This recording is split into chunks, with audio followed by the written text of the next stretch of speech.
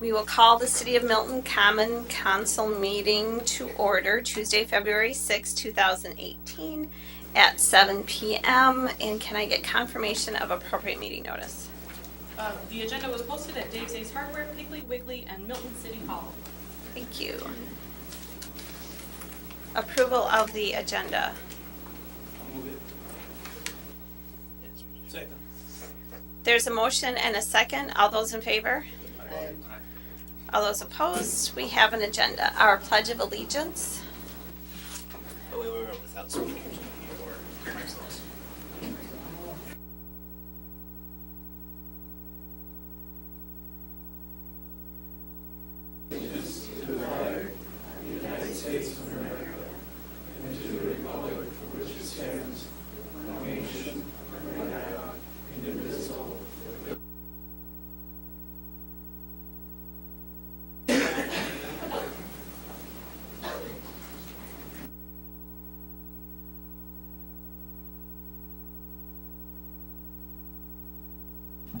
Public comments regarding items which can be affected by council action. I know we have one person signed in for public comments. Is Did that work? y'all on now? Okay, I got it. Oh, it's on.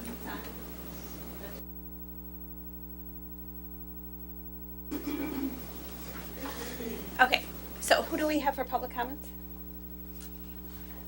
Here, I'll get it. Okay.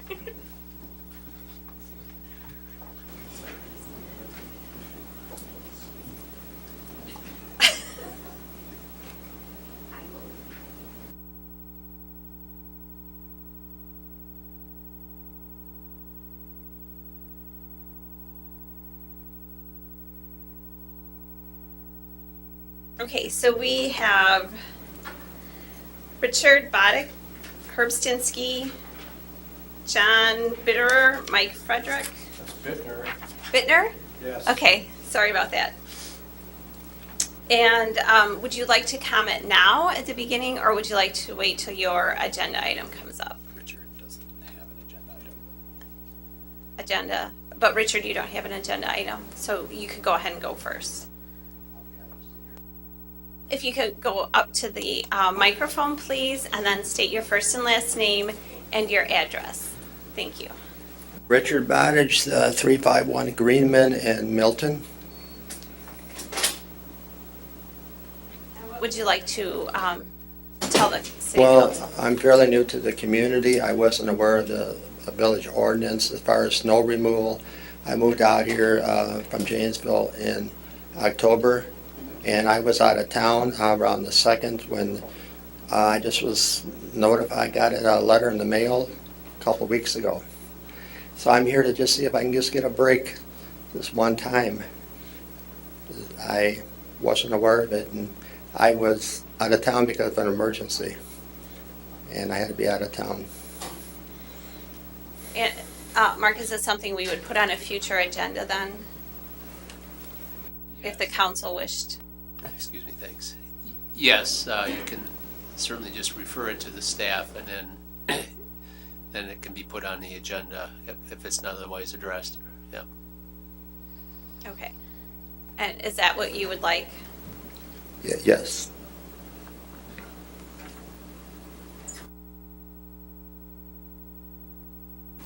For my knowledge, you own the property or? No, I'm just a renter. Okay, thank you. That's important for me to know.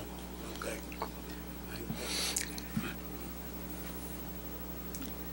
Thank you very much. Oh, thank you. So we can put that on the February 21st agenda. That will be our next agenda. I point that out. It's important to note that that's a Wednesday because there's an election on Tuesday. So our next meeting will be Wednesday, February 21st. And I have your contact information, so I can give you a call and let you know what the arrangements are for that evening. Okay. It'll be exactly the same as this, except for you'll have a specific item on the agenda, and in which the council can then discuss it and take action. All right, thank you.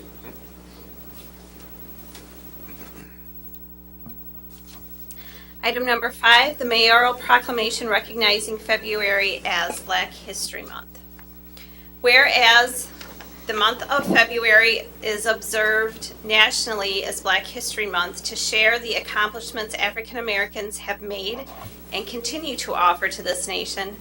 And whereas Black History Month acknowledges and honors numerous past and present educators, scientists, activists, pioneers, leaders, artists, inventors, entrepreneurs, and elders. And whereas the theme of Black History Month for 2018 is African Americans in Times of War, and whereas the story of Milton since its foundation has included progressive, abolitionist views and actions that led to the Milton House, a former stagecoach inn built in 1844 by Milton's founder, being named a National Historic Landmark, recognized on the National Network to Freedom, and documented as the only authenticated underground railroad site in Wisconsin people are able to tour.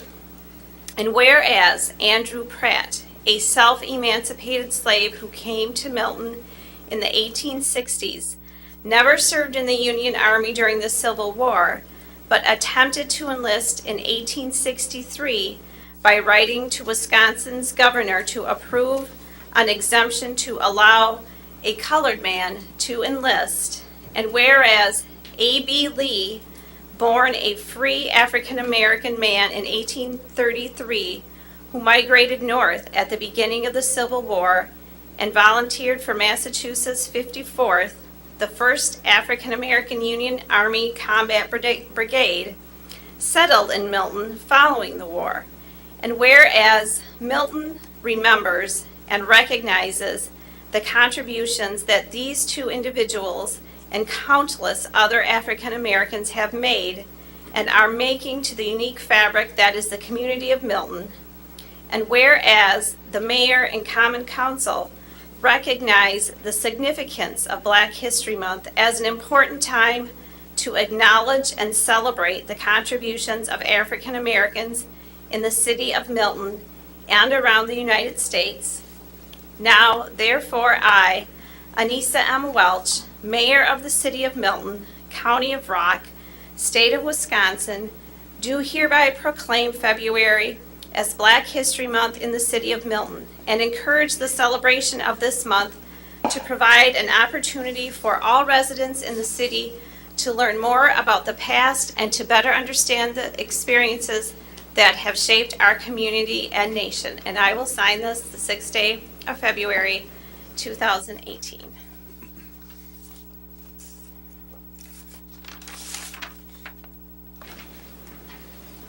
Item number 6, approval of Common Council meeting minutes, January 16th, 2018. So moved. There's a motion and a second. All those in favor? All those opposed? The motion carries. Item number 7, discussion and action to approve new operator licenses. These operator licenses are new licenses that have gone through the customary background check both by the municipal court clerk and the city clerk, as well as the Milton Police Department. And staff is recommending the council approve these new operator licenses issued between November 30th and January 30th of 2018. Move to approve all 6 licenses. Second. There's a motion and a second. Any further comments or questions or discussion? All those in favor? All those opposed? The motion carries. Item number 8, discussion and possible action regarding an additional leak credit for Frederick's Supper Club. Did you want to speak on that?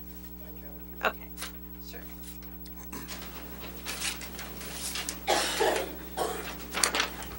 Mike Frederick, 7011 East High Street, Milton, Wisconsin. What had happened is we were closed, of course, but the safety valve on a water heater kicked out to allow the water to run. Of course, we were never there to see it, causing a large water leakage. I know that you guys have allowed one. We had one, I didn't know what food coloring was for a toilet until then. Since then, I've corrected that, and everything I do is to try to benefit and use less water, less electric. And to be able to do that, you need to have money, of course, and these big bills kind of handcuffed you. So I'm kind of asking for another forgiveness with, within the same year, basically. And what Mr. Fredericks is referring to is the city has a policy in which only one leak credit can be provided to a property owner with the same address within a 6-year period. And Frederick Supper Club received one in September of 2016. So he's just requesting a second one, approximately a year and a half later. And staff can't unilaterally authorize that because of policy, so it would need to come to the council. So that's why it's here. Normally, these would be handled administratively, but his is a unique situation in which he's had more than one occasion in a 6-year period. So we issue these leak credits often. I don't know what often means, but they're regular. I mean, we get requests regularly. Probably 8 to 10 a month. Yeah, so this isn't out of the norm. What's out of the norm is that it's the second one in a 2-year period. So that's all. I just don't want anybody to think that Mike's doing something different than what everybody else would do. Have we had these happen in the past where we've had multiple occurrences? No, that typically it's, a resident has a leaky toilet's not aware of it, and then, as Mike pointed out, they do the food color test and find out, and so then they fix the problem, they request a leak credit. And in order, administratively, when we issue these leak credits, we require documentation that the problem has been fixed. And so we would do the same thing in this situation, and we did it in 2016 too. So yeah, it's rare that multiple things happen to a single property, but in his case, it's just. And it is an older building, Yeah. and it's got its issues. And we keep even the toilets or the urinals used to have one of those drip things that would run all the time. I installed the flush, so we're not using as much water anymore. So I mean, I try to slow down on usage as much as I can. I don't like the big bills either. Does anybody have any other questions or comments or anything else? Seems like this is just one of those really odd situations. I'm going to make the motion that we approve the credit for Frederick's Supper Club of $278. I'll second. There's a motion and a second. Is there any further comment, questions? All those in favor? All those opposed? Dave, are you opposed? No. Did you understand that? He's opposed. He's opposed. Okay. All right. The motion carries. Thanks. Thank you very much.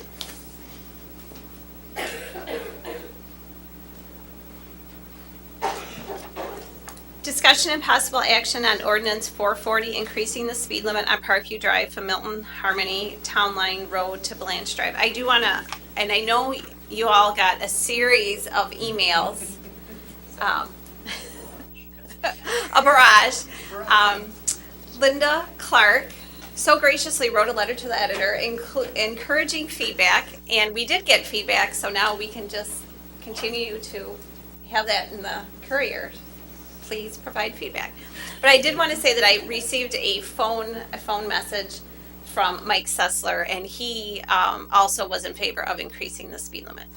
And I have a few more that I had received phone calls from Janet Bray and I left the other sheet at home. Okay, I have one more person, but and I do have their name. I'll get that to you. In favor of, yes. I had 2 calls. One was in favor, one was not. So. Did anybody else have any against? Dave had one against. Dave had one against, so like 3 to whatever number. Oh, team. I had one additional Facebook comment. 4 against, and the rest were all in favor. And there were several Facebook comments for the last time, so. And there were the people that I had personally spoke with for the public safety meeting. Those people were also opposed, except for the one person that came here, and he, it was Mr. Slowey. He came to the public safety meeting. I'm sure that it's on the minutes. So I am kind of feeling like we've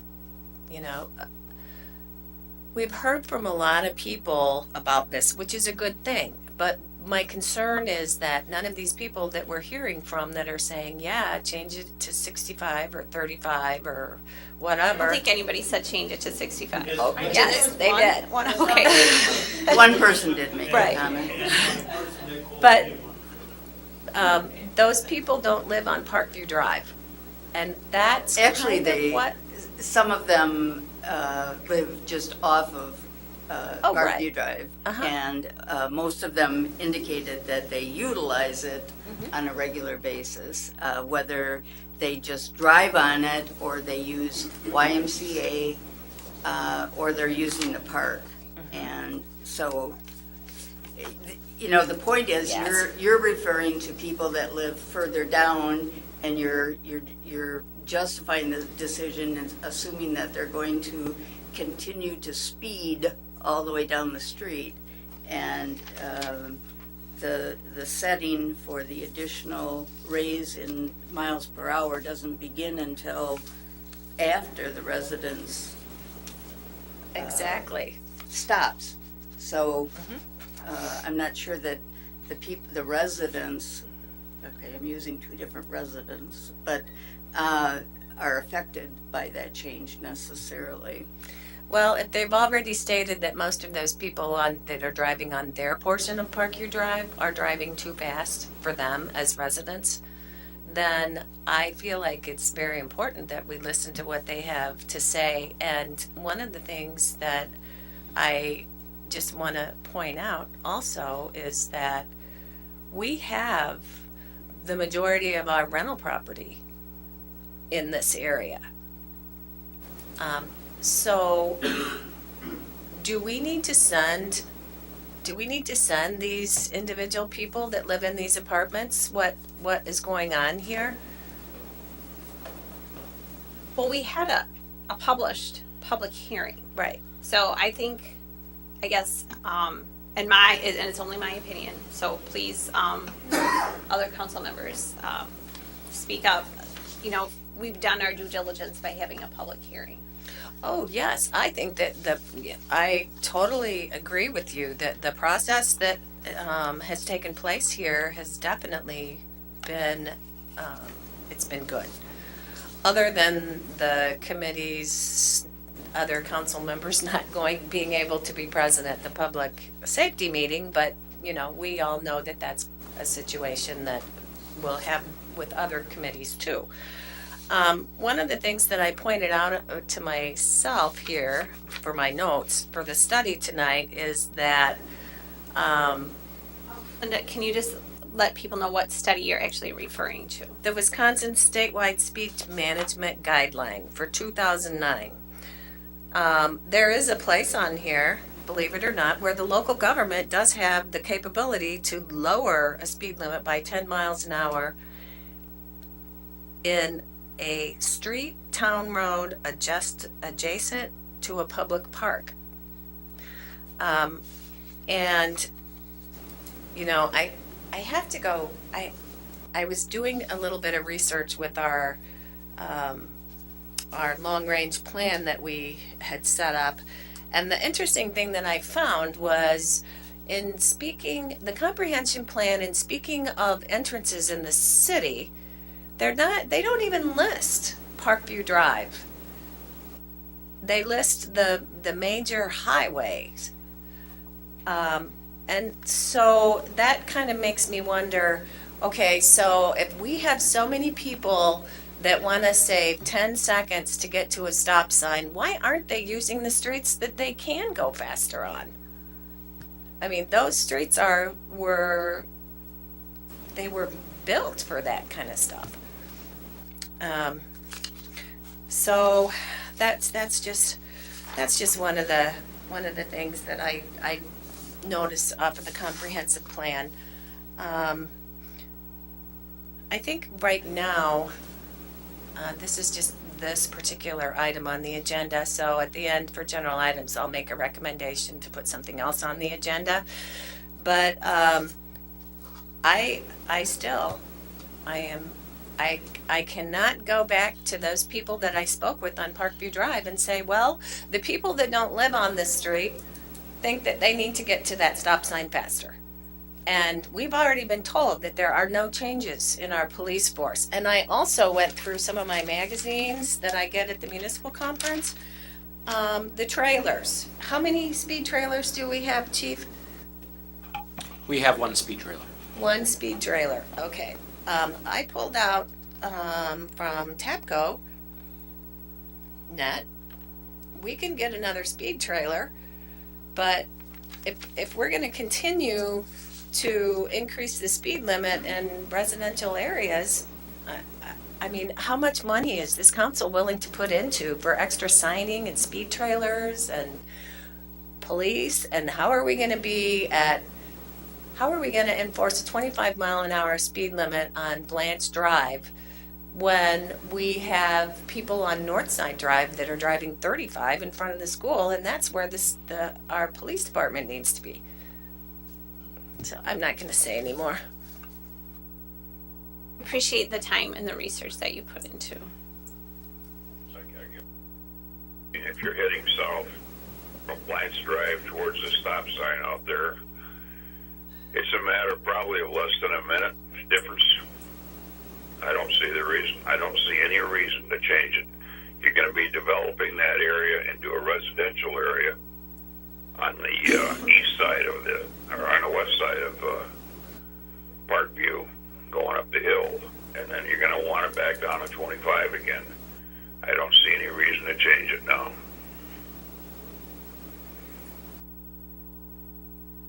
Yes, I'm concerned that we had requested to have all of this data collection through the study done as a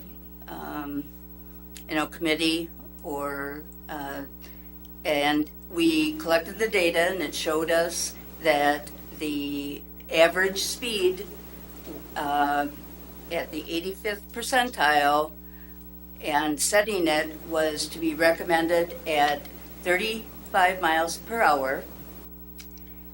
We also asked for input from the community, and the majority of the input was to increase to 35 miles per hour.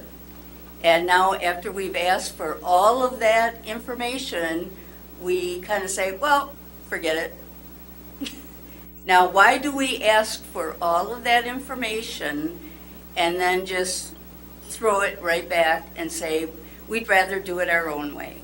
Next time, let's just make our own decision and not ask for input.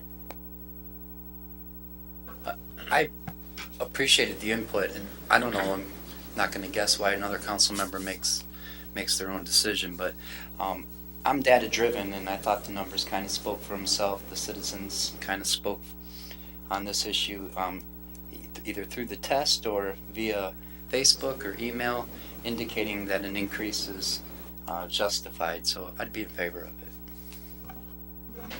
it. When I was elected to this office, I understood that I was elected to represent the people and their wishes. So that side of me says, yep, Larry, that's what you should do then. The will of the people is to raise it to 35. But I still believe that we want to be careful in our community that we don't raise limits all over the place here. I don't want to open Pandora's box. Because I could just imagine other people coming forward over the next year wanting to raise their limits. And I still contend the faster you go, science has proven, the longer it takes to stop. So I'm on the fence. I really am. The people are telling me, Larry, this is what we want you to vote. But my heart's telling me, Larry, this isn't a good idea. So, I'm sorry, I absolutely forgot that I had copied trail maps to give to everybody, showing you exactly what the comprehensive plan shows for trail maps. And I will say it again, this entrance has really been set up to be a passive place. It's not the highway. And I know from, anybody that doesn't live right there on that street, yeah, of course, why wouldn't they say, go ahead and speed it up? But if I was to speed it up a block from their home, what would they say? I just want to make sure that I understand, it's not in the residential area that we're increasing the speed limit. Herb, did you want to speak? Well, we signed up to speak, and Okay. I'm just curious when we're going to get. Whenever you're ready. We're not going to vote without listening to you. So go ahead. I mean, you can go ahead and we can get the last word in, or if you want us to You speak. can have the last word. Go ahead. And then I'll give people a time to take a deep breath up here. Well, thank you for letting me address this issue again. Again, my name is Herb Stinsky. I live at 321 Rogers Street here in Milton. And I just have a couple of things to add here. I understand some of the council members' concern that they certainly don't want to create a, should we say, a hazardous situation or a dangerous situation that might affect another portion of Parkview. I mean, I get it, I understand that. But I think we have to put things in perspective here. We just stand back from this for a minute. When you drive around the city of Milton, I have a list of, how should we say, streets that are entering the city where you already have a situation where the speed limit, and I'll give you some examples. Say you're coming on North Janesville Street inbound. Okay? When you come inbound, you can drive 45 miles an hour. And as you cross Bowers Lake Road, and actually go a little bit further, all of a sudden the speed limit changes to 30 miles an hour. So you're going from 45 to 30. If you come up John Paul Road, traveling north, and you're approaching High Street, you can drive legally 45 miles an hour. You can still be going 45 miles an hour when you reach High Street.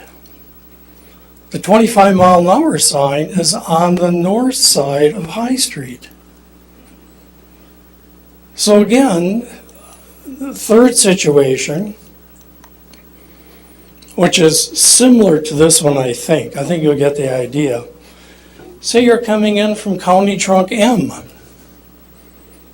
and you're going to be approaching, of course, Milton West Elementary School. You can legally drive 35 miles an hour all the way through that Forest Lake subdivision area, which is several blocks. Then all of a sudden you go from 35 to 25. Within 1.8 tenths of a mile, you're right there in Milton East Elementary, or Milton West Elementary School. It's actually like just a hair over a tenth of a mile. And so obviously, there's been, years have gone by. And the same with Parkview, the section we're talking about tonight. How many years has it been that Parkview has, with the bypass, that people are using that as a main entrance into the city? And I think we also have to remember that those people that are using that outbound and inbound, I would venture to guess that 90% of them are actual residents of Milton. They travel it every day. Either they're going to work, coming back from work, going into the east side of Janesville, or they might live on the north side of Janesville, as Dennis Ryan, the former traffic engineer for the city of Janesville, he goes to St. Mary's Church. Every Sunday he goes to St. Mary's Church. and every Sunday he drives Parkview. And he approached me and said, "Well, I just don't understand why the city has that at 25 miles an hour.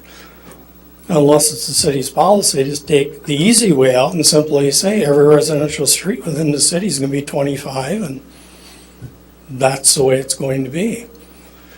But I can go on again. We can talk about North John Paul coming into Madison Avenue. I mean, there you're driving 45 miles an hour until 40 miles an hour until actually you cross Sunset. There's a subdivision right there. People coming off of Sunset right on to North John Paul. And it isn't 25 miles an hour until you get to the intersection of North John Paul and Cernth Road. And all of a sudden now you have to go from 40 to 25 miles an hour. And there have not been rashes of accidents. I mean, this is something that people do every day. When we talk about the residents that are on Parkview, I keep hearing that. The section of Parkview that we're talking about, there are no residences there. There used to be one, Pierce Farm. There isn't anymore. And even when you stop and think about Madison Avenue. Let's start at the east end of Madison Avenue. We have a park right there. Speed limit's 30 miles an hour. The theory is that we're going to be driving 5 over the limit, 35 miles an hour. You have 2 dedicated bike lanes that stretch the entire way of Madison Avenue. It's a truck road. You pass 2 schools, Blackhawk Technical College, and also, of course, the middle school. Not to mention the entry street that goes to Northside School. There's over 120 driveways that are on Madison Avenue from Janesville Street out to Milton West. How many streets intersect into Madison Avenue? But yet I don't read every Thursday about rashes of accidents. I travel that way all the time. I don't see police cars with flashing blue lights.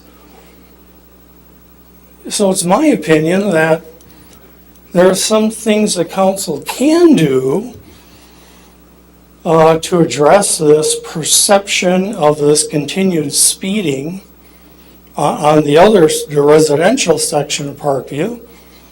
You can obviously post a sign that says reduce speed ahead. You see those all over. You see it near Al's house as you come in from Highway 59. What Linda was alluding to is you can put up a sign that says 15 miles an hour, park 15 miles an hour when children are present. Nothing preventing the council from doing that. I sent you a picture I took in the village of Orfordville. That's a kind of an attention getter that's attached to the 25 mile an hour speed limit to catch someone's eye, to remind them that they need to slow down. The state has used for many, many years crossed red flags. So I think there are quite a few things that can be done. I think this is very prudent action. Now that the city has the technology, the radar system to clock vehicles, sure, there may be a request that'll come forward in the future, but the council deals with them when they come up. Once the former Pierce Farm is developed with residential property and you have streets entering there or homes built along there with driveways on Parkview, I mean, you can always go back and take another look. And the last thing I'll say, and then I'll sit down, is we have to remember the data that was collected, they talked about the 85th percentile. There's that 15%, and that 15% unfortunately are always going to go faster than the speed limit. No matter what speed limit you post out there. And about the only thing the council can do is direct the police department to try to crack down on those 15%ers without, sacrificing the other 85% that, have established what they feel is a safe way of driving speed. Again, thank you. Thanks. Herb, can I ask you a question? Gonna test your memory of some of the roads you traveled. Speed limit on High Street, business district, right before the stop sign in the residential block. That's 35, isn't it? Say that again High now? Street going through, or the industrial park area, and it has that Yes. stop sign with Chicago Street, and right there's residential. It changes 35 right at that stop sign, doesn't it? Or is it right before that? It's in that area though, right? It's right there. So you also have that speed change right before a residential area. I'm sorry, if you, The industrial park over here, yeah, speed limit going through there on is High Street, 35. are you talking off of High John Street. Paul Vincent? High The Street, east side. east side, over here, right over Oh, here. east side, yes. So, Yes. It's 35 until you get to Chicago Street. Chicago Street, right? Yes, I'm sorry, I'm In the registered thinking, residential district. yep. Okay. John? Thank you. My name's John Bittner. I live in 1024 Arthur Drive in Brown subdivision. I drive the road we're talking about just about every day. And I feel like an absolute idiot once I get past Cross Ridge Park sign. I go 25 miles an hour because I'm a geezer. That's what these people yell at me when they pass me. There's a lot of road rage going on, and some of the, I don't want to preach here. We've got some young kids that need to get some tickets, But people are furious. They can't handle it. I see them. I'm driving down to the Y every morning, and I'm putzing along at 25, which I can't understand why once I get past the park sign. There's nobody there. Maybe a coyote sometimes. But anyway, people come up behind me, they beep the horn, they scream past, they're going 45. I can judge it pretty good. So personally, I think we make it 35. It makes a lot of sense past the Cross Ridge Park sign, not in front of the rental units, not at all. I think people won't be so upset and maybe not so prone to speed. And it's awfully hard to follow this guy, Sorry I don't have more. Thank you very much. Thank you. I appreciate you coming out tonight. Oh, sure. Does anybody else have any further comments? Ryan, I'm going to let Ryan speak because everybody else has kind of had their input and Ryan really hasn't had much input. First of all, I think I like the idea of putting some type of an indicator above the 25 mile per hour sound. I think that's a great idea. If we decide to go with the speed change, especially something that's moving. I think it's actually like Herb's picture that he sent, and I can't pull it up right now, but it's something that moves, kind of catches your attention. I think it's a good idea. Want to point that out. Also want to point out that right over here on State Highway, yes, technically, but it's 45 if I remember correctly, and that's also got bike lanes. Also, you have the bike path coming down, crosses other higher speed areas. So what I'm getting at is you have a park over here where you have people at. You have big wide open space. You have paths in and out from multiple sides. Here you have a bike lane with no access out of it except for the occasional sidewalk, and the speed limit there is 45. So I'm actually, I think at this point, in favor of the increase. It won't save anybody any time for the most part, but it's not a residential district. It really is just it's a park there with a little bit of farmland. And right now, with the speeds as they are in the city, when I mentioned in the last meeting that according to this regulations that we've all looked at, that Herb passed out previously, it says maybe an increase would be appropriate at 5 miles per hour. Looking throughout the whole city, we're inconsistent everywhere in the city with speed changes, pretty much on every entranceway. So, actually putting it to 35 coming in has a more gradual decrease and actually would probably match more of our inconsistency throughout. So we can be consistently inconsistent. Exactly. Consistently inconsistent. It's consistent in the fact that you're coming into the city from outside the city, the township areas, you typically are going 55 miles per hour. You have speed decreases to either 45 and then 25, or 35 then 25, or even I think maybe there's a 40 out there to 25. I don't remember the exact speed on town line off the top of my head, but I think it's 45.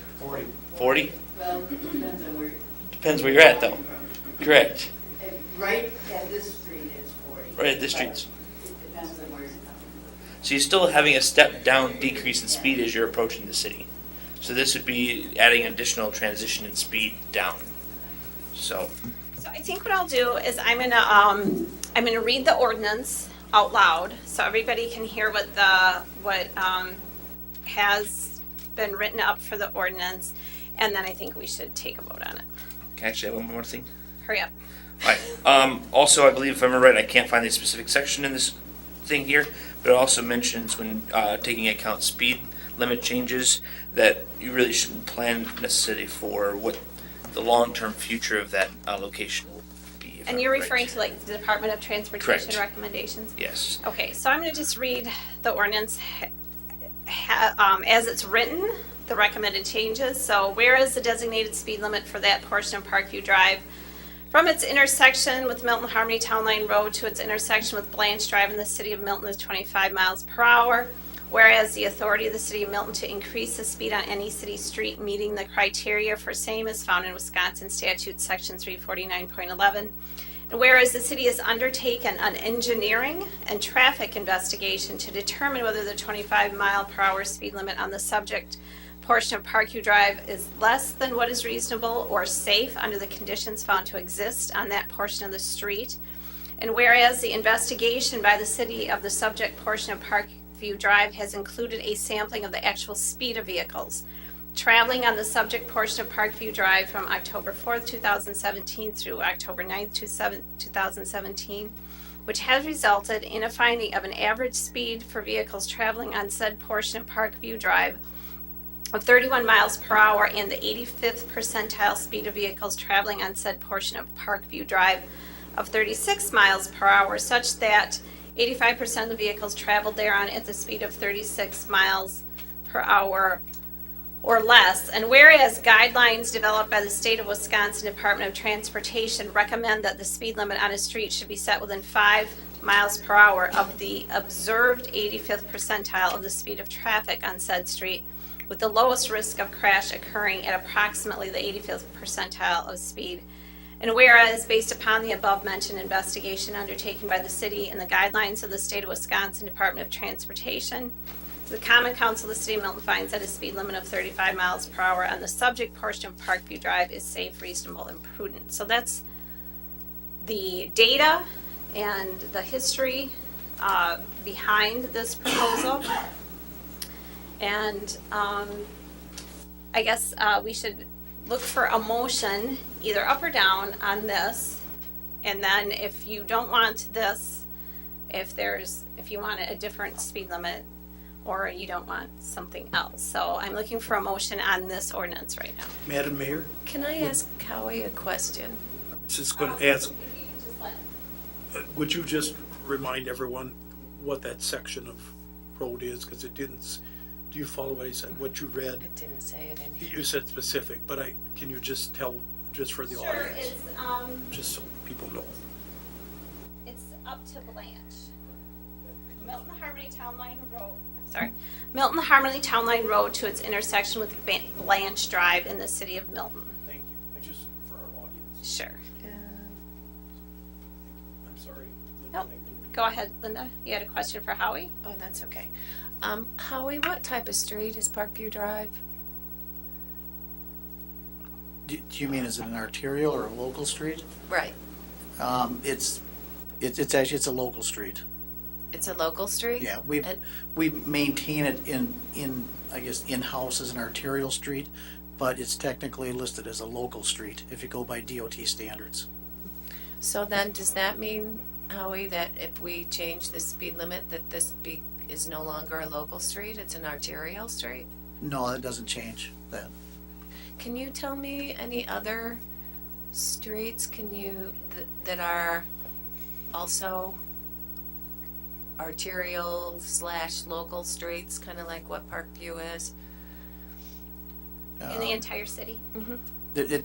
Well, most of them that are treated as arterials are the ones Herb has talked about. You know, they Okay. might not meet the exact vehicle count for the official DOT arterial, but we treat those as local, which would be Madison.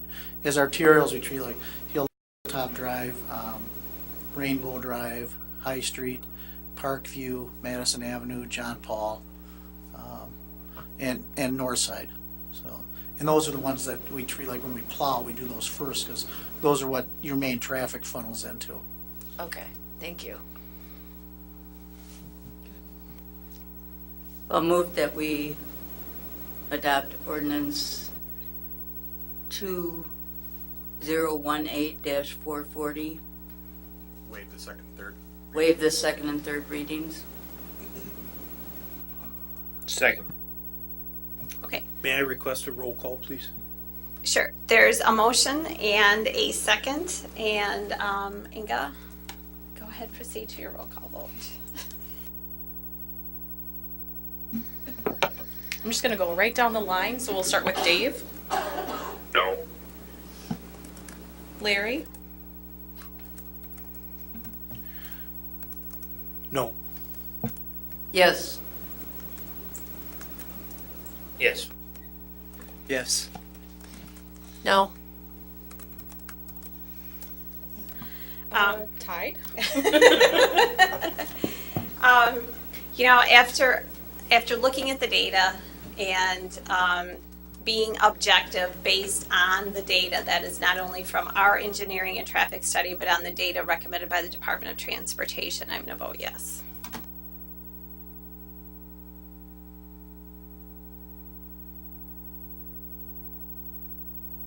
And the motion carries according to Inga.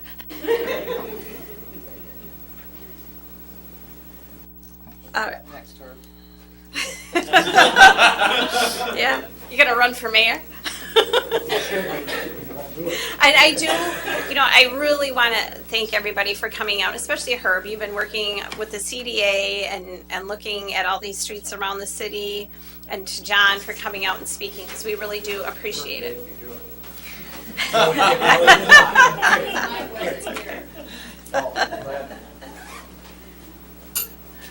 Okay. So, Al, Yeah. can we look at getting one of those, some type of a thing to signify the speed change? Yeah. I assume that doesn't actually need anything from here, right? Scott and I will find something. Actually, the device that Herb was talking about, I had to drive into Janesville yesterday, and for whatever reason, in the snow, I took the back roads, which was a terrible idea. And I took Hankey Road, and there's one of those devices on Hankey Road before you get to that stop sign at Hankey and A, which is a very dangerous intersection. So they have like a thing that says there's a stop sign ahead. So. And did it catch your attention? It did. It did. Honestly, I mean, I've never noticed it before because I think it's brand new.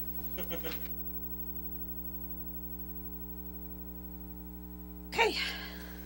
Item number 10, and I want to thank the council for their thoughtful discussion and debate and all the public input that we had. This is the most public input I think we've had on anything so far. I can remember recently. Budget? Speed limit? So, and I appreciate, you know, you guys having differences of opinion. Item number 10, discussion and possible action regarding a request to begin the Rock County Circuit Court abatement process for the property located at 911 West Madison Avenue. I can kick it off, and Howie, you can step in. In the memo I wrote, for the past 2 years, the city has received numerous complaints regarding the condition of the property located at 911 West Madison. But actually, as we did additional research, the complaints actually go back to 2014. So it's actually been 4 years since this property has been kind of on our radar. The individual has received 15 inspection and reinspection fees, has also received a municipal citation from the police department, and has been generally uncooperative, to say the least. The violations generally center around the amount of kind of uncontrolled and unmanaged debris that is in the yard, which directly adjoins Lamar Park and the school, Milton West. But they also range from abandoned and unlicensed vehicles to a dead deer hanging in the backyard. Again, this property directly abuts a park and a school, and we had to basically force him to remove the dead deer that he had hanging in his backyard. He's been non-cooperative and overall rather aggressive, and just, obstinate towards our attempts to gain compliance. One of the most common and most frustrating complaints we've gotten, and I think probably almost everybody on staff has heard from the neighbors regarding the amount of rodents that live in amongst this debris. I've received calls. I think Inga has. I know Derek has. Leanne, Carrie, I have. Brenda, the mayor, and it just, no matter what we tried to do to gain compliance through the typical code enforcement property nuisance process, it's been adversarial to say the least. So the next step in the process would be to refer this to circuit court. So circuit court could potentially mandate an abatement, in which what that would mean was city crews would go out there and clean up the property. This is very similar to what we did with the Kramer House on Madison Avenue several years ago, and what we were in the process of doing with the Blaine Adams House on Rogers Street. The difference, well, this is very similar to the Kramer House, because that had rodents and was causing a public nuisance and a public health concern. So what we're asking for is that the mayor recommends the request of the Common Council to authorize circuit court public nuisance abatement proceedings to begin at 911 West Madison. We would turn it over to our legal department to start that process. It's unfortunate because this will cost the taxpayers dollars, and hopefully we can recoup those costs in the end. But it's an unfortunate situation. But it's right here in the middle of our city, right on a park, right next to a school, and it just can't go on any longer. And the courts will have the authority to recoup those costs, correct? What the court has the authority to do is to impose a forfeiture per day that the violation continues to exist, and so that very shortly gets into the several thousands of dollars. And the court also has the authority to order the property owner and or the individual who resides on the property to correct the situation with the property, and it will provide for a certain time period to comply with removing the nuisance, and if they don't, then the city can come back and obtain authority to remedy the public nuisance itself and charge that to the property owner and or to the tenant of the property, depending on the situation. So, and the city has done that, had to do that once in the past, and finally did get it done. And the other times we've been able to obtain compliance. The most recent time, it ended up without really any net cost to the city, but still needed to go through that process. And last time they retained counsel, and the council knew what was going to happen if they didn't reach an agreement with us. And so we were able to do that and work with the property owner to get it resolved. So that, of course, is always the hope, but sometimes it's necessary to go to that point. And just so everybody knows too, I'm sorry, we can start this process and basically stop it at almost any time if they will comply. But until they comply, to continue with the current set of actions has proven to not be effective. So if this is what it takes to gain compliance, starting this process, then at the end of the day, we got what we wanted. But if starting this process does not gain compliance, then we need to see it through to the end, because these folks, these neighbors deserve better. And it's a public I safety. understand that he hasn't completed many of the requests you've made. Has he paid any of the fines that you've? They paid the amount that was on the taxes last year. Okay, he did at least that. Which was It was over $3,000. So they understand what's going on, they just don't complete the work, so. Okay, so he's cognizant of it. So would you like motion or? Please.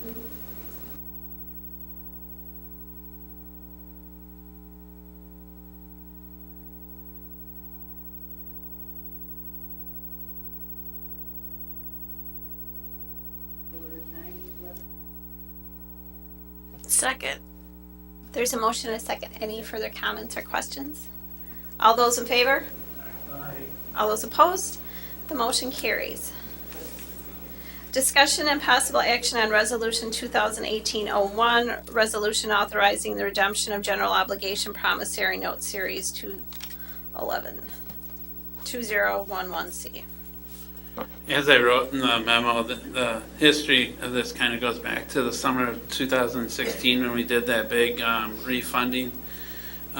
This was the original concept, and now that the day of reckoning is here, so to speak. $485,000 of general obligation that can be paid off early, and we are making the recommendation that we pay it off early. The main portion of it is coming from the library donations that have trickled in over the last couple of years, which was the original plan. And this will ultimately save about $30,000 in interest between the TID and general fund. And TID 8 will be debt-free, our first debt-free fund in the city. Right. Got to start somewhere. Gradually and incremental. Well, I commend you on all of your work, not only on this one, but all of the work, Dan, because it has taken a lot of, to be really up on all of these and staying very aware of the rates and everything. So I move that we adopt Resolution 2018-01. And we do have to do a roll call vote on this. Second. Whenever you're ready, Inga.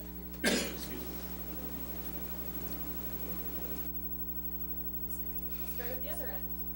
Commissioner Clark. Aye. Zajac? Aye. Dave? Aye. It's unanimous. Thanks, guys. No reason to break the tie on that one, huh? Ching. I appreciate that. Sam will tie it up for you. Yeah, come on. Raise my blood pressure one more time. 12, discussion and possible action on resolution 2018-02, authorizing the issuance and sale of 730,000 general obligation promissory notes. Promissory. All right, this one doesn't need a roll call vote, but staff is making a recommendation to take out a $730,000 general obligation note with Blackhawk Credit Union with the intent of refunding some debt, which is resolution 3 after this. And we saved the TID district about $29,000. And this doesn't change anything, it just saves some interest for the next 5 years. We were really lucky to get that price quote as Al and I were looking at different things. This is, I think we got lucky on some timing issues because interest rates spiked last week and we got this quote a week before that. So, so I think this is a good thing. I'll make the motion to approve resolution 2018-02. Second, Dave. Okay, there's a motion. All those in favor? Aye. All those opposed? The motion carries. 02 or 03? That was 02. That's 02. 02. Number 13, discussion and possible action on resolution 2018-03, authorizing the redemption of general obligation refunding bonds series 2011A. So we're gonna take that $730,000 and pay off this debt. And this, at a higher interest rate. And this Yeah. one does need a roll call vote.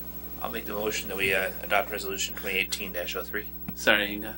Second. Bond council said it needed a roll call vote. So, Inga, Whenever you're ready. Well, let's start with Brian.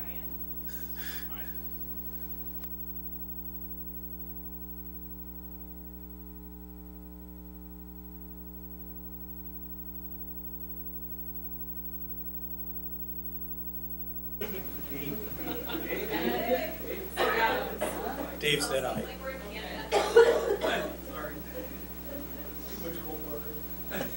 and it is unanimous. All right, now more exciting political news. Discussion and possible action on Resolution 2018-04 opposing Assembly Bill 361. This has unfortunately become my favorite topic in a negative way. It's like the anti-hero of my career.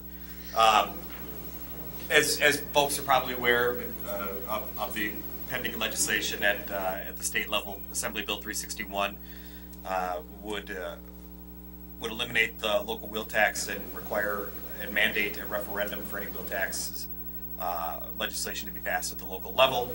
I've testified at the state against this with many of my colleagues. The Gazette was incredibly gracious to write an editorial that I did not expect at all in opposition to this. But this legislation continues to move through the process. Many of you have reached out to me and asked, what can we do? What more can we do? So I put together this resolution that, if adopted, we'll send to the state legislature tomorrow to just once again attempt to draw their attention to this issue that is very impactful and harmful to local municipalities, especially those who currently have a wheel tax that would be unprecedentedly stripped away from them. Dan and I spent the majority of our lunch together talking about what are we going to do if this passes, and we don't have a lot of good answers. So if people ask what can they do, put together this resolution, and hopefully it continues to, other communities will follow suit. And individual council members can write, contact the state representatives, do letters to the editor. You know, you all have all of those opportunities available to you too. But I do think passing a resolution sends a strong message too. I'll make a motion to approve resolution 2018-04. Okay, there's a motion and a second. All those in favor? Aye. All those opposed? Okay, the motion carries unanimously.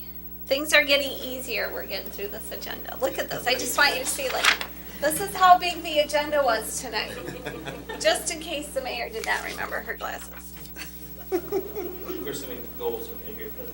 No, okay. So now, number 15 is just a summary of all the work that you have already done and agreed to, and it's just put in a document form that Al and I worked together on. And, you know, I really want to compliment you because this is the first year that we did this exercise. It was new to everybody, including me, and I really appreciate how Al guided us through this. And I mean, we've been working on this for a little bit here. So I'm excited to have this put in a document form and in a work plan. Some of these we've kind of already completed.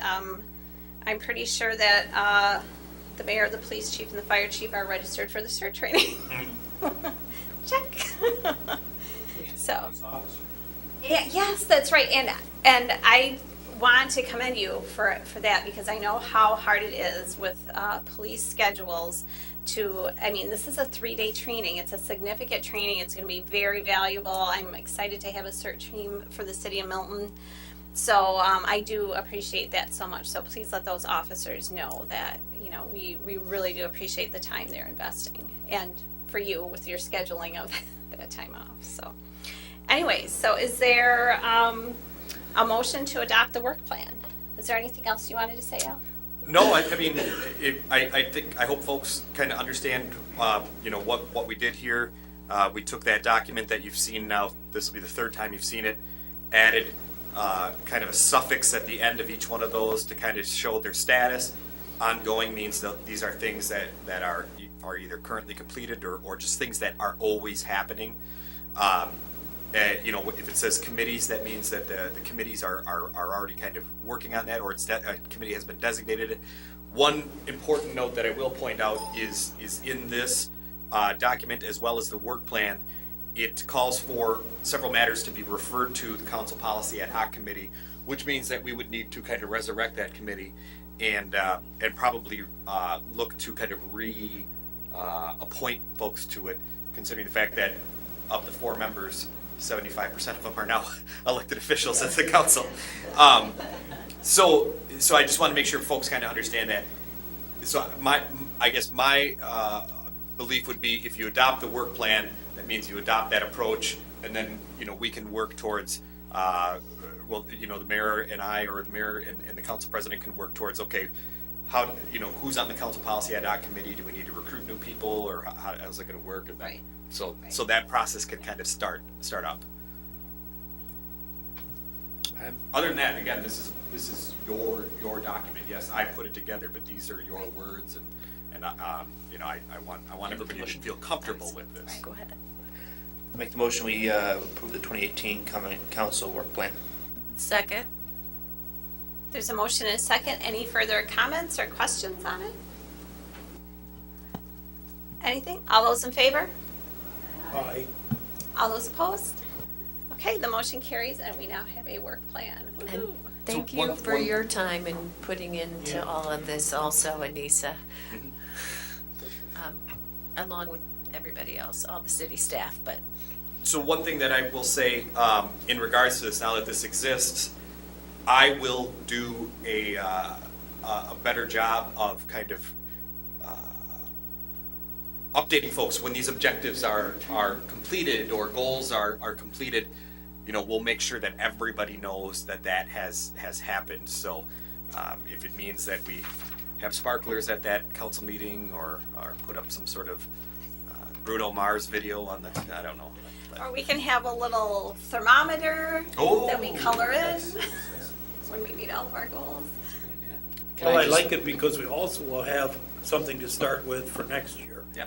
And that's a wonderful tool too. So thank you for that. Chief? Just a quick mention before we move on. Just today, I received our brand new draft of our emergency plan from Sheena Kohler at Rock County Emergency Management. She's done a fantastic job of modernizing that policy to make it match what the county uses.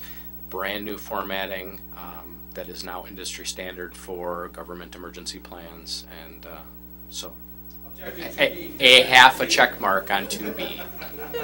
Yeah, and thank you so much for doing that, because we're going to use it eventually. Right? It's not a matter of if, it's a matter of when. So I appreciate you taking the lead on that, and we'll all get a new binder, right? So does that mean all of Goal 2 is already completed? And Chief, you'll share that with us at some point? Absolutely. Wonderful. They will probably, I'm going to have to check with Sheena how we do the adoption process. I don't know if that will have to formally come here for a vote, but regardless,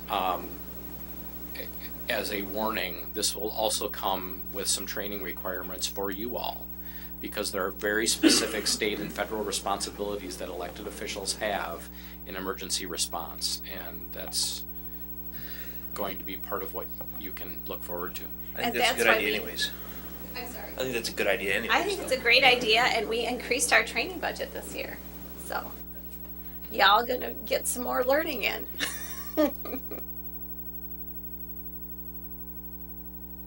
Okay, general items, committee reports. Who's got one? I was just going, go ahead, Linda. no, go ahead. Oh, I just had a chance to attend the Story Garden Subcommittee today. I've been wanting to get there and haven't been able to, but I just want to say, man, it's going to turn out to be something very nice, everyone, and that's my perspective from an outside person coming into the meeting, and I'm excited about it. So I mean, it always amazes me what the, what we're doing in the city of Milton. It's just, it's awesome. No, go ahead, Linda. I just wanted to mention for the tourism committee, we had our meeting. We've actually had a couple of meetings straight in a row, and one of the things that I am looking forward to is having our local tourism representative come and speak to the council about state tourism, how the city of Milton is affected. It's wonderful. I think that everybody's going to enjoy it, which it's not going to be until like June though. But I also wanted to let you know what we have been talking about is moving some of our funding over to technical support more so than print. We did Like digital? right digital advertising. Yes, sorry. You're not buying computers or anything like that. I'm like, what? What did you guys do? Yeah, so, and then we also, sorry, we've also changed out our TV stations that we're doing. Some of our local advertising will be going down, hopefully more into the Rockford area, Northern Illinois. I think it's going to be very well. I think it's going to be really a good outcome. And we still have an opening on that committee, so if you know of anybody that enjoys this type of stuff, please encourage them. That's a citizen, right, that you're looking for? Yes. Who else?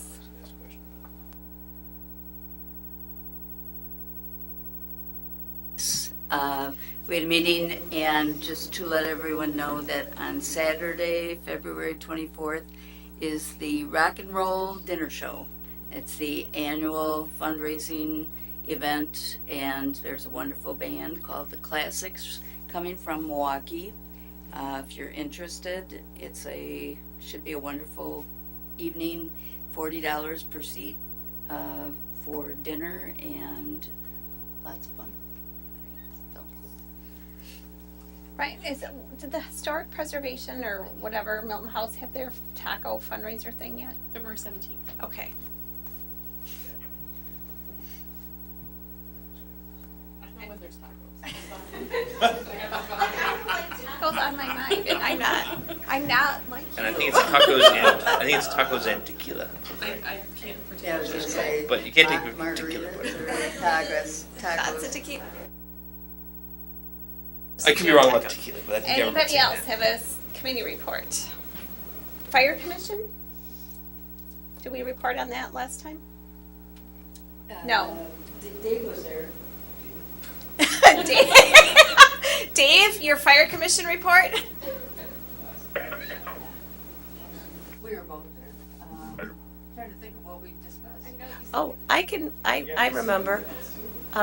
We are actually in the position, the Fire Commission is going to be receiving technical support and computers from Janesville. And that, of course, is going to be a cost savings to us.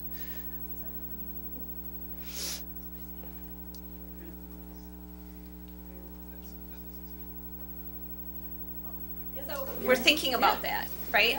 We are we are discussing that. Discussing that. New information has come to light that may change that approach. Oh, really? Yeah. Oh, That okay. sounds like a good deal. What? Oh, I'm sure it did. So we're studying that, so it's going to be studied, I guess.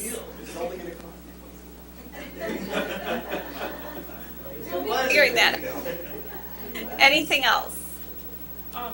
Oh, yeah.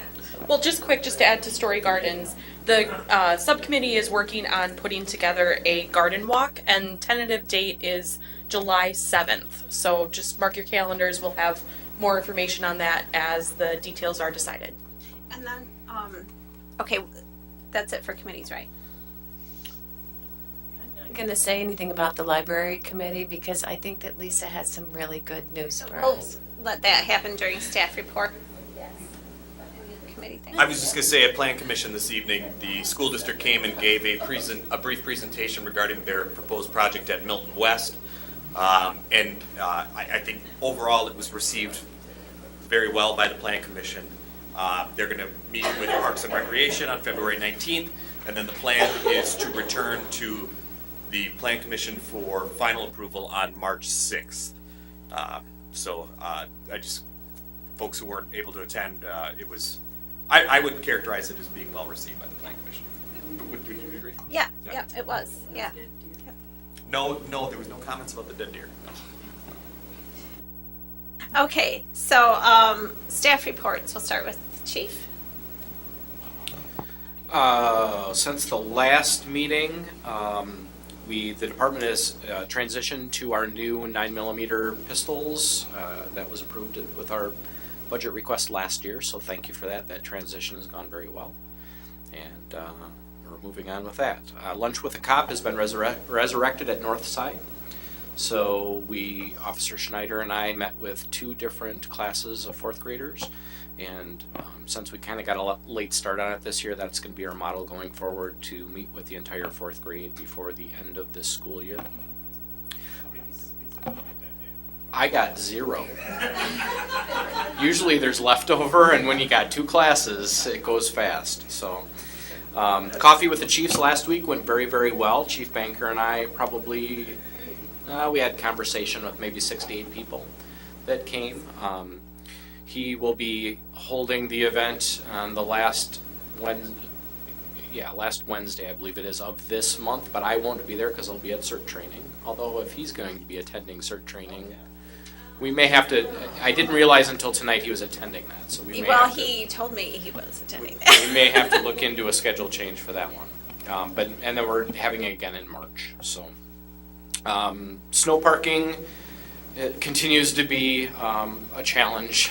I don't know why this year people are having a more difficult time understanding it, but my Courier article for the week will highlight that. So I am struggling with how much more I can do to try to educate people on this.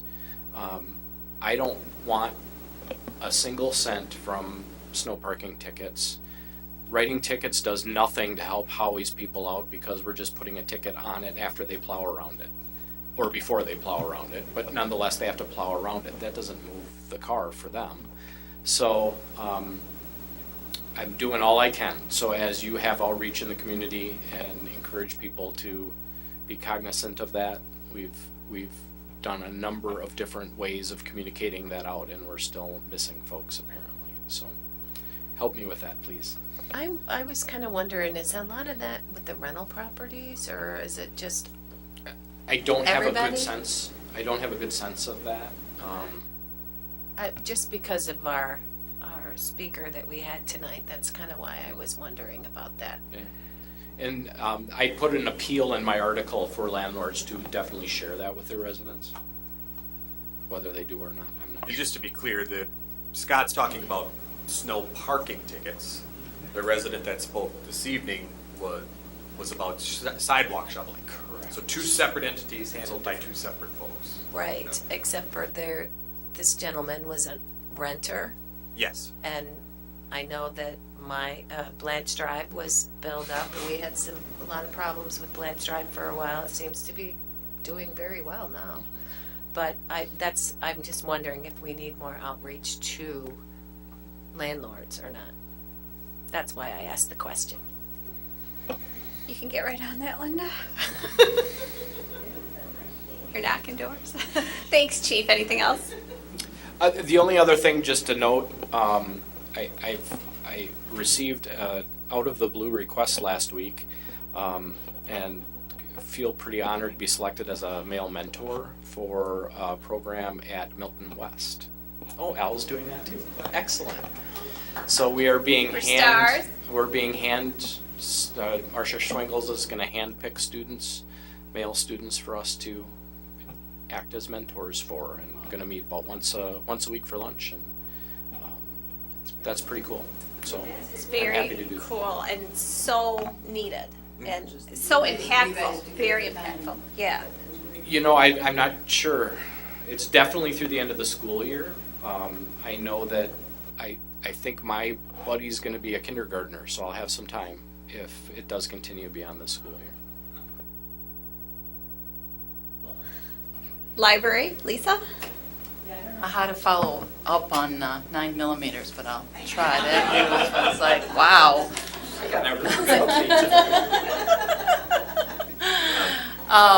I do have some numbers from 2017. We knew that the library, when it opened, we were going to see between 20 to 40% increase in people right away. We knew, and that happened. We saw the 40%. But what we didn't know is that it was going to remain that way throughout the whole year, 2017. So we ended up with 40% more people coming through the door, 40% more than we've had in the past. So that's great to see. And a lot of those is because we offered over 450 programs last year. And the programs are fantastic. And also to let you know, 30% of the time our librarians are out in the schools. Today, Jamie made 4 visits to different classrooms. I mean, this is an ongoing every week book talks, meeting with Literacy Club at the high school, going to the youth center, going to Small Wonders. So I'm really proud of my staff for making that a priority. I think that's really important for us to have that outreach into the schools. Kids know, the librarians, they come in and they know them by name, so it's really great. We, like I said, offered, hundreds of programs last year, more than we ever had. Attendance was up like 70% for library programs. So we hit our stride. Our goal was, we said we want to have a place, a maker space where we can have hands-on for gatherings of all ages. And we want it to be open all the time like any other part of the library. We want to hit the ground running when we open up, and that's exactly what the staff did. We started on STEAM and STEM programming before we even started planning the renovation. And so we were ready. We knew what we wanted in the room, and we don't have all the big fancy equipment, but you better believe there's people in there, families, grandpas, grandmas, and the kids in there every single day, creating something, using our maker kits, learning about technology. So that's been really great to see. Coming up, we have the wonderful high school ag students are coming tomorrow. They come monthly. They've brought a horse to the library. They've talked about pigs. So this month is tractor month. So they're going to be, I don't know if they'll bring a tractor, but they're going to talk about tractors and have books and stuff. So that's tomorrow night. We have an Olympics party coming up for kids. And the teens have just published a literary magazine called The Iris. And it includes original artwork, photography, poetry, short stories. And they'd like to do it on a quarterly basis. So if you check that out on our website, that's on the homepage. You can download that. So, Thank you. Inga. This past week, staff met with representatives from our liability insurance company to talk about the work plan for 2018, and we're looking at doing anti-harassment training again. We did that 2 years ago, so we'll schedule that with council as well, and then just some other training opportunities for all the other departments. Also looking at doing an ergonomic assessment for office staff in September, along with some other types of services that they provide. We're also just finishing up some recruitments. The general labor interviews are taking place on Thursday this week. The administrative assistant position, that posting closes on Thursday, and the police officer posting closes on Sunday this week. What about voting stuff? Is there early absentee voting? In-person absentee voting is taking place right now, and people can request ballots by mail as well. Perfect. Howie? It's mostly just plowing snow, and we've had some water main breaks, and we've got one tomorrow in Parkview we have to fix, and we had the one downtown.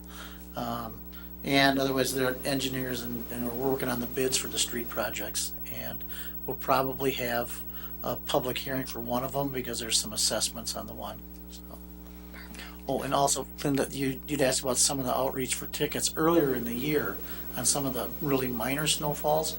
A lot of those cars were given warning tickets on them without tickets, and it's surprising they didn't care until they got a real ticket, and then they moved them. So I mean, it was like an individual outreach that the guys did on those individual people. So I don't know, besides the newspaper stuff and anything else besides actual individually putting it on their car, what not to do. So it's, some of them the tickets help with, so, and then they move them, but otherwise, you know, there's a limit to how much you can keep, you know, going back to the same people for, so. Dan? Nothing too exciting, but tax collections are coming to an end here, and county collected about 75% of the total possibility that could be collected, so that's really good.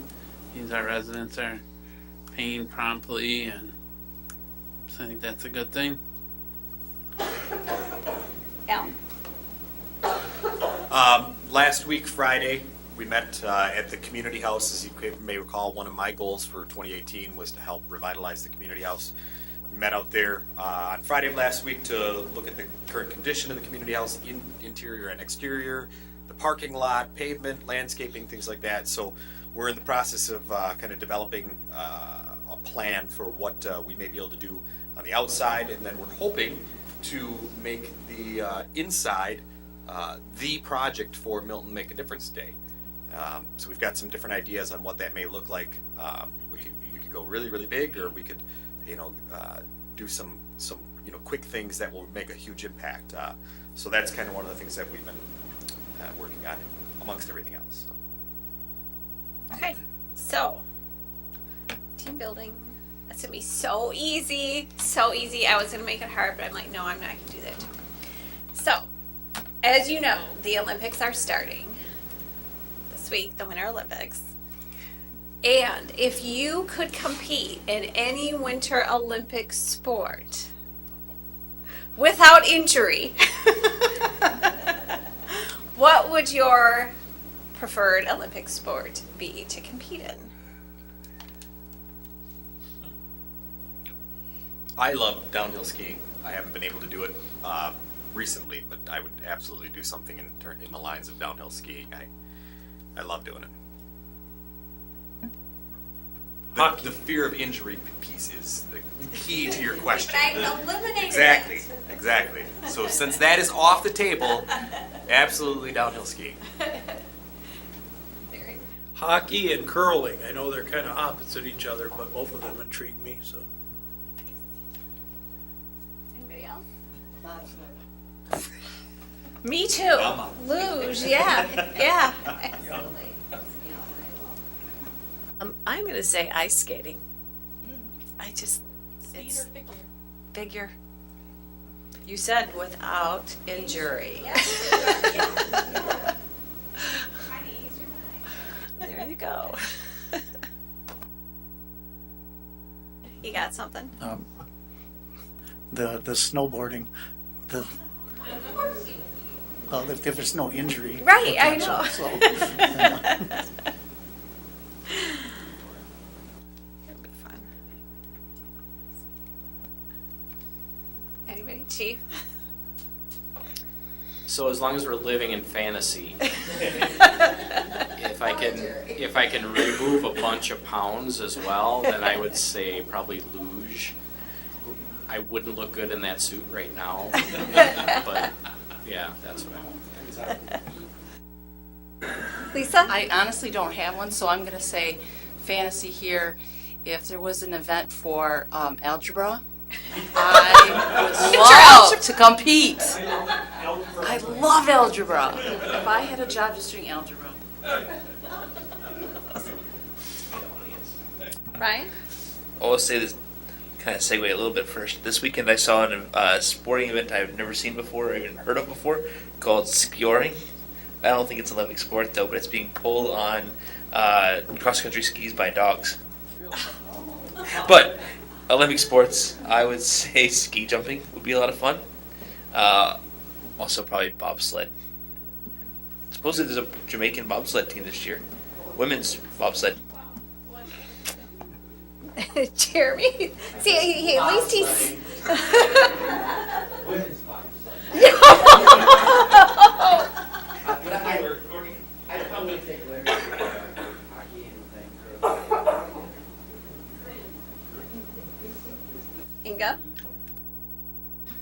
Well, since 1998, when there was the first women's U.S. hockey team, that would be what I'd pick.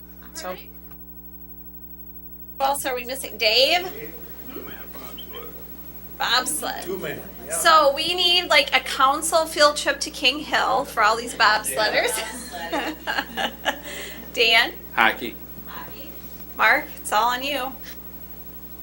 Any kind of Olympic. Or Olympic sport.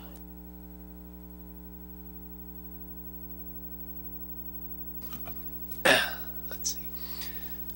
Well, oh, and just a side note, I don't know if anybody saw, but the city of Milton was on national TV last night. Yes. So, yeah, they had Lindsey Vaughn and her grandparents. They had a segment on their Olympic pre-show last night. So it was very well done. Yeah. Well, I guess similar to the others, I guess I would go with what's called a skeleton. It's similar to anything that anybody else is It's the luge, but it's going face first.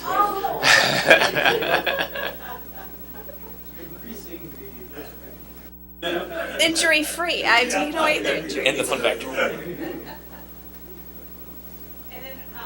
Our member of the audience? Hockey? All right. You know, this is what you have to look forward to. I mean, get used to it. Thank you, everybody, for having some fun with me tonight.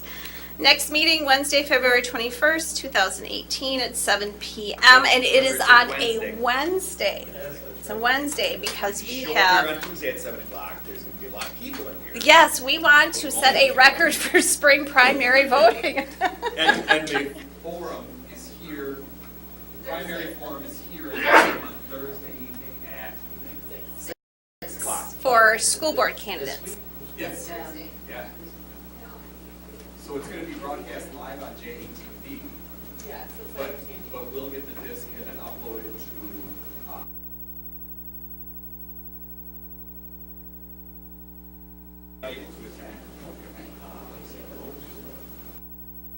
All right, motion to adjourn. All those in favor?